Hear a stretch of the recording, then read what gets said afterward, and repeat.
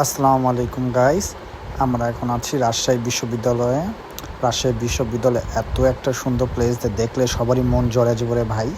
রাজশাহী, এটা হলো রাজশাহী বিশ্ববিদ্যালয়ের একটা মসজিদ। আমরা রাজশাহী বিশ্ববিদ্যালয়ে যেতে যেতে আমাদের অলমোস্ট জুম্মার টাইমও হয়ে গিয়েছিলো।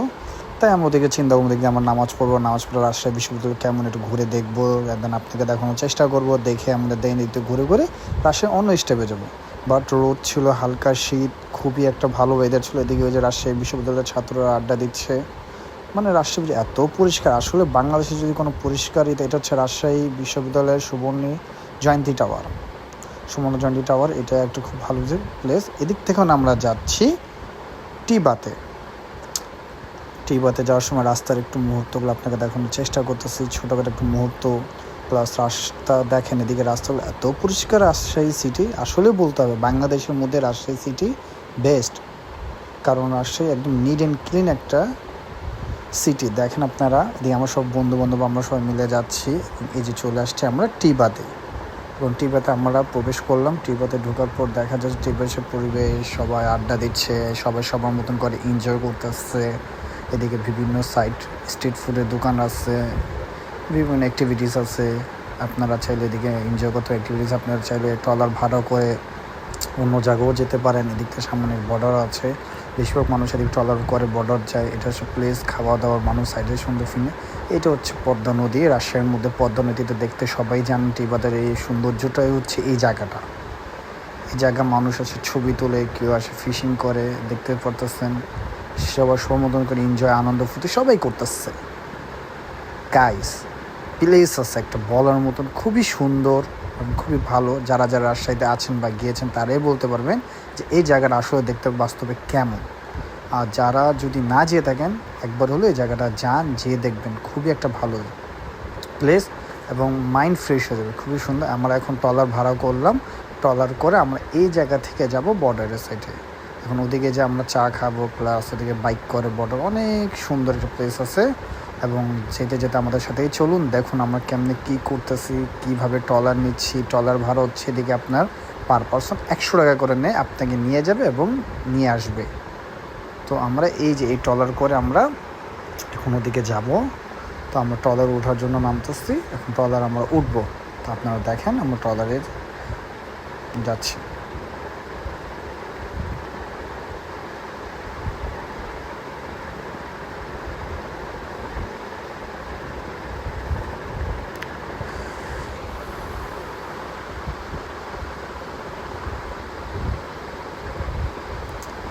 আমরা এখন ট্রলারে উঠবো। ট্রলার ওই যে ওই ট্রলারটা আছে, ওই ট্রলার করে আমরা এখন ওইদিকে ওই পারে যাব, পদ্মার ওই পার। এই যে ট্রলারটা উঠলাম, এখন ট্রলার আমরা সবাই সমতন স্থানে বসে গেলাম। আমার ভাইরা বলতেছে খুবই একটু গরমের, কিছু আরও গেস্ট আছে যারা আসছেন। আমি চিন্তা করবো দিকে না বসে, আমি ট্রলার ভাইয়ের সাথে, যে উনি ট্রলার চালাবেন ওনার কাছে যাই বসে। তাই আমি একটু দিকে বসে একটু আপনাদেরকে ফেস দেখালাম এবং ট্রলার ভাইয়ের সাথে একটু কিছু কথা বলবো, যে উনি ট্রলার চালাবেন। তাদের সাথে একটু কথা বলে দেখি তারাও কেমনি কী করে। এই যে ট্রলার ভাই স্টার্ট দিতেছে, আমাকে বলতেছে যে ভাই ধোঁয়া আসবে, ধোঁয়াটা অনেক মানে একটা বাজে, অনেক সময় চোখ জ্বলবে। তো স্টার্ট দিল, কেমনি কোনো স্টার্ট দিয়ে এখন সে সাথে সাথে আমাকে বলছিল দড়িটা ধরে রাখেন। দড়িটা ধরে রাখছিলাম, এখন সে আইসা আমার সামনে এসে বসবে। বসে সুন্দর করে মোট জায়গাটা ট্রলারে দেখেন, নদীর দেখেন গাইস, পদ্মা নদীর ঢেউ, হালকা হালকা বাতাস, মানে আলাদাই একটা মজা। সেই একটা ফিল পাওয়া যায়, গেলে বোঝা যায় যে আসলে জিনিসটা কেমন। তো এই যে এখন ট্রলারটা স্টার্ট হলো, আমি বসলাম ট্রলারের মাঝে ট্রলার ভাইয়ের সাথে। ট্রলার ভাইয়ের সাথে এখন বলবো যে ভাই আপনি কোথায়, আপনিও চশমা পরেন। সে এখন সানগ্লাস পরে আমার সাথে একটা মুচকে হাসি দিবে। সে আগে বলতেছে ভাই একটু ট্রলারটা আমি ঠিক করে আগে জায়গা মতন সেটিং করে নিই, যেভাবে রাস্তা যাবে। এই যে দড়িটা নিয়ে এসে এখন সে চশমা পরে আমাদেরকে মুচকে হাসি দিবে, দেখেন।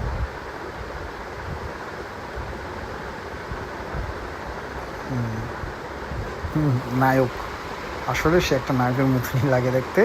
এটা হচ্ছে ট্রলারে যারা যারা বসে সবাই সবার মতো এনজয় করতেছে, কথা বলতেছে, কেউ সাইট সিংয়ে ভিডিও করতেছে, কেউ সুন্দর এই অনুভবটা একটা ক্যামেরার মধ্যে ধরে রাখার চেষ্টা করতেছে। পাশেও যে আরেকটা নৌকা যাচ্ছে আমাদের এই মতন করে। তো সবাই সবার মতন করে নৌকা নিয়ে যাচ্ছে। দেখুন নদীটা কত সুন্দর, আমাদের আসলে আমাদের একটা মাতৃভূমি, কত যে সুন্দর আমাদের বাংলাদেশ, না ঘুরলে এটা বোঝা সম্ভব না। আমরা যারা ঘুরি, যারা এদিকে আশেপাশে যেতে থাকি, তারাই বলতে পারে আসলে দেশটা কত সুন্দর আমাদের বাংলাদেশ, আমাদের সোনার দেশ। কি সুন্দর নৌকা চলছে।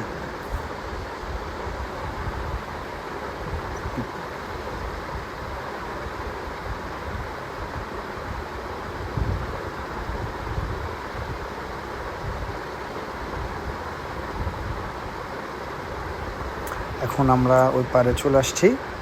আমার নৌকা পার হয়ে এখন হচ্ছে এটা একটা চর, এটা চরের দিকে আমরা ঘুরতেছি, আমরা হাঁটতেছি চরের দিকে। সামনে নাকি বলে টি স্টল আছে, সেদিকে মানুষের চা, বিভিন্ন ধরনের কিছু চা চু খায়, আড্ডা দেয়। তো এই যে আমার বন্ধুর সাথে আমি বলতেছি, বন্ধু কেমন লাগতেছে তোমাদেরকে?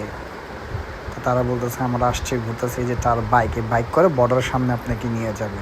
যারা যদি বর্ডারের সামনে যদি ইচ্ছুক থাকেন, যাদের ইচ্ছা করে, তারা হয়তো বাইকটা ভাড়া করে নিয়ে তারা এদিক থেকে নিয়ে যাবে, নিয়ে আসবে। পার পারসন 250 টাকা করে নেই এই বাইক করে, যা আপ ডাউন 250 টাকা। এবং মাঝখানে একটা ছোট্ট একটু নদী পার হতো, সেই ক্ষেত্রে আপনাকে দিতে হবে আর 10-20 টাকা, যেতে 10 টাকা।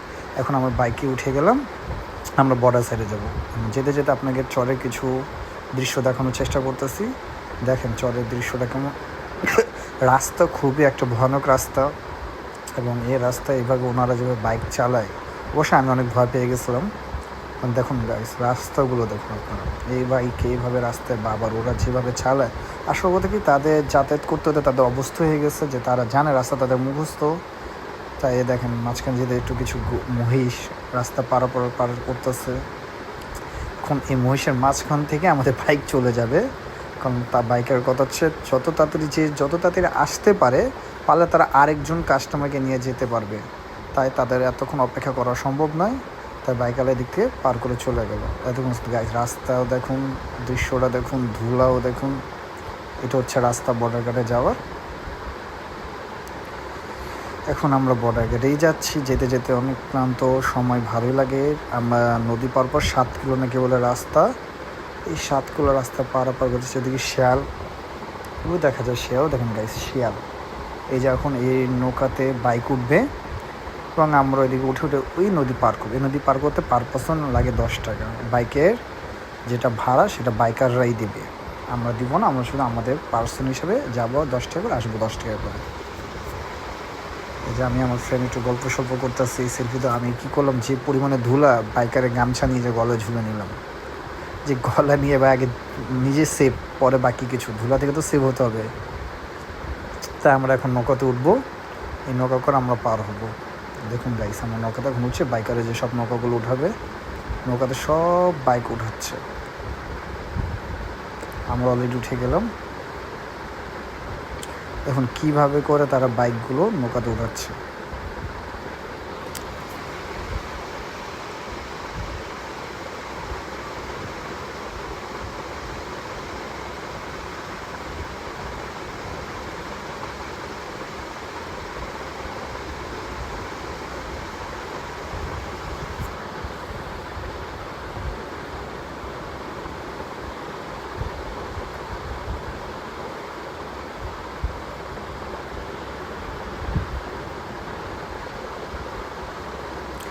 সবাই এক একটা করে দেখুন বাইক উঠেছে। এভাবে আমি ভাবলাম একটু সেলফি নিই, সেলফি ভিডিওটি করে আপনাদেরকে দেখাই। যে দেখেন গামছা ভাই বলতে পারুন আমাকে,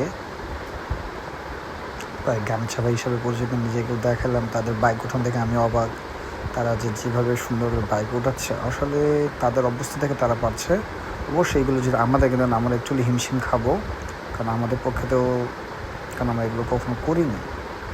তাই আমরা নদী পার হলাম, পার হয়ে যে চলে আসলাম বর্ডারের সাইড। ওই দেখা যায় দেখেন বর্ডারের বর্ডার গাইড।